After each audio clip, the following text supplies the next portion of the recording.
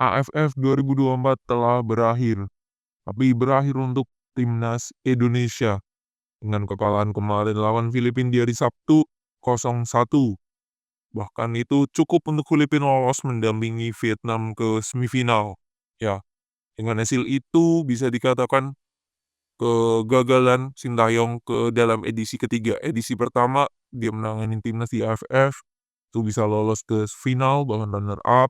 Lalu edisi kedua turun ya, semifinal mentok. Lalu edisi ketiga ini lolos fase grup pun tidak ya. Jadi makin turun Sintayong di AFF ini. Setelah itu banyak yang muncul beredar.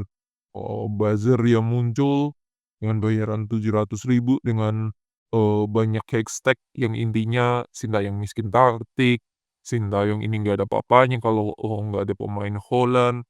Tapi pertanyaannya adalah, memang layakkah Sintayong ini dipecat karena hasil yang diperoleh saat AFF 2024 ini jauh di bawah ekspektasi kita, jauh di bawah target ya.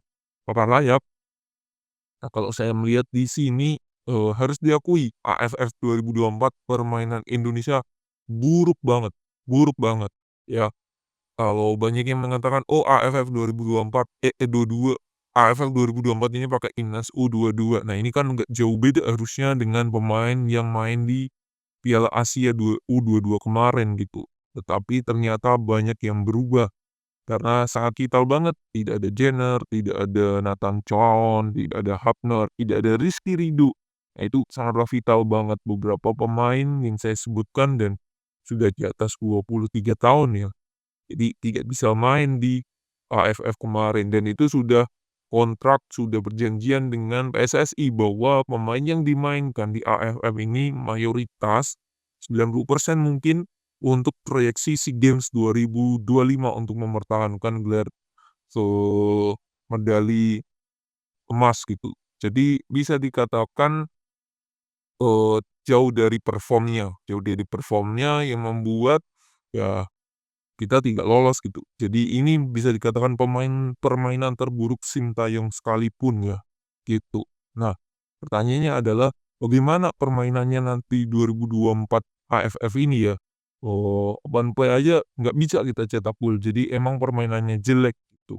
Nah, kritik lagi adalah Sintayong ini selalu merubah pemain dalam starting line up-nya di setiap pertandingan gitu. Kembali lagi, tapi apakah layak dengan hasil di AFF ini kita memecat Sintayong?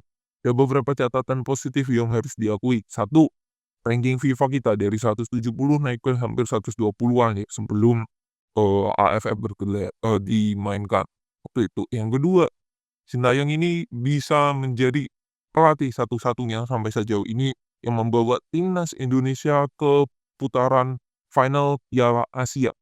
Piala Asia kemarin 2024 kemarin di awal Januari, lalu nanti di 2027 itu sudah pasti kita lolos. Ya ditambah kemarin jalan Piala Asia kita lolos ke 16 besar.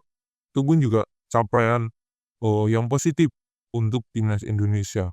Lalu selanjutnya kita bisa lolos ke partai semifinal Piala Asia U22 untuk gelaran pertama kita yang baru kita ikuti, baru pertama kali, dan kita langsung lolos semifinal. Itu capaian yang luar biasa.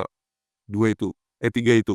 Yang keempat, capaiannya adalah lolos ke putaran kualifikasi Piala Dunia putaran ketiga untuk pertama kali. Dan dengan hasil itu ya kita lolos ke Piala Asia 2027. Bahkan kita masih ada peluang untuk lolos ke Piala Dunia 2026.